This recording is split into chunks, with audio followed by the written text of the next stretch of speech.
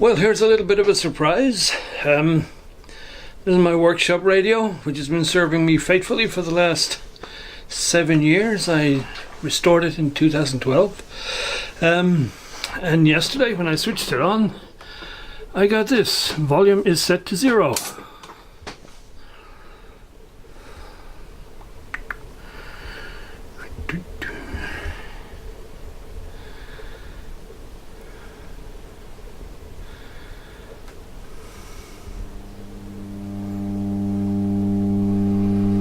Here we go.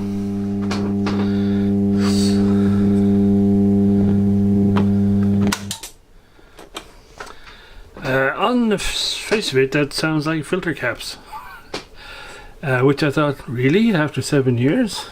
And so I went back looking at the video, and it looks like I didn't complete the series. I shot 2 clips that I posted, but it wasn't finished, and I can't find a 3rd clip, so not sure what happened there. However, in the clips it does show that I changed a lot of capacitors in this thing. So unless I'm mistaken, this is the guy right here, and it looks to be completely untouched. So I definitely didn't stuff it, and maybe it was fine and I just didn't at the time replace it, and it's gone now. I'll have a look underneath, because it's always possible I just disconnected it and stuck some electrolytics underneath the chassis, so I'll have to get it all out of there and have a look-see. And as I remember, this was not the easiest chassis to work on. Anyway, well, let's get it out of there and see what we can see. So having a look underneath, I find that I did indeed put a couple of electrolytics under the chassis here, rather than stuff the one above the chassis. And that one is fully disconnected. And there is a brand new full wave bridge rectifier there. So initially I thought, wow, it must be somewhere else then, because all these things are relatively recent replacements. But then I had a close look at the electrolytics. Let me see if you can see this or not. Yeah.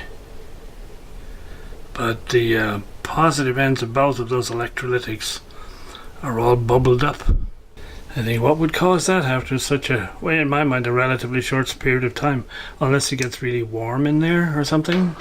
But it's not anywhere near the audio output stage or whatever. Anyway, whatever happens, these caps gotta go. So here are the 2 caps out. I guess the first thing I noticed is it must have got hot enough that the hot glue that I used to stick them to the chassis came undone. So I guess that required a certain amount of heat.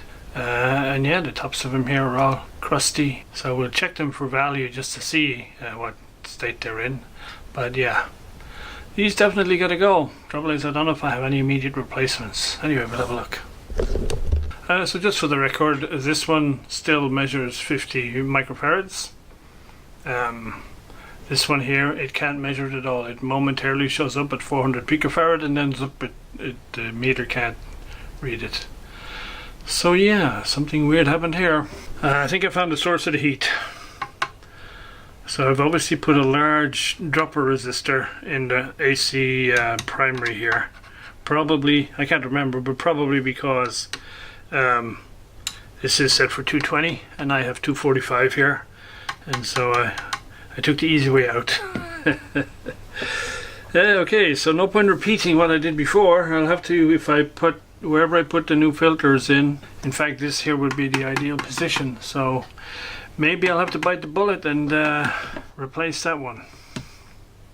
I'm not too worried about originality, because it's as I say, it's in such bad shape, but you know, all I just want is it for it to be reliable. So we shall ponder for a moment as to what's the best thing to do.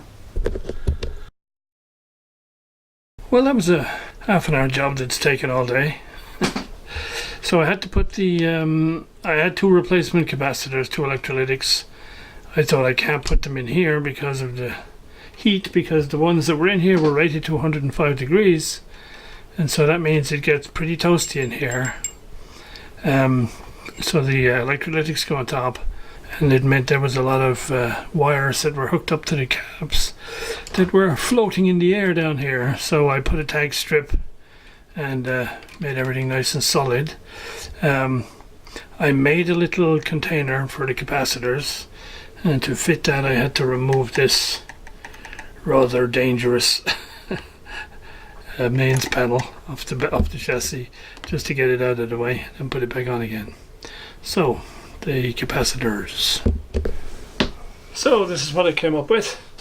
I 3D printed a little box to put the caps in, and then I fixed it onto the chassis on the back here so it's away from this resistor. I was kind of hoping I could screw it down on both sides, but there's no way I could get a drill to do that hole without risking messing with the antenna, so I didn't want to do that. So it's screwed down on this side, and it's got epoxy over here, so hopefully the epoxy will hold. So we're going to put it all back together and give it a test, and if it's still the same, then I guess it means it cooked the bridge rectifier as well.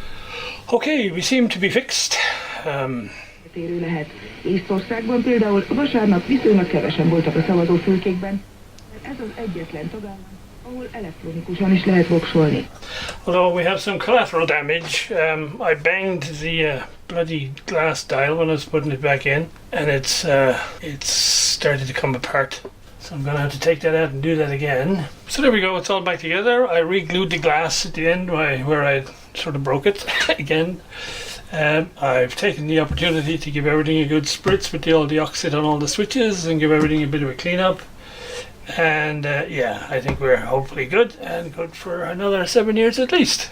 Consommation directe dans le canton pourrait même quasi doubler et atteindre 7 milliards de francs d'ici 2040. Concernant les soins aux 65 ans.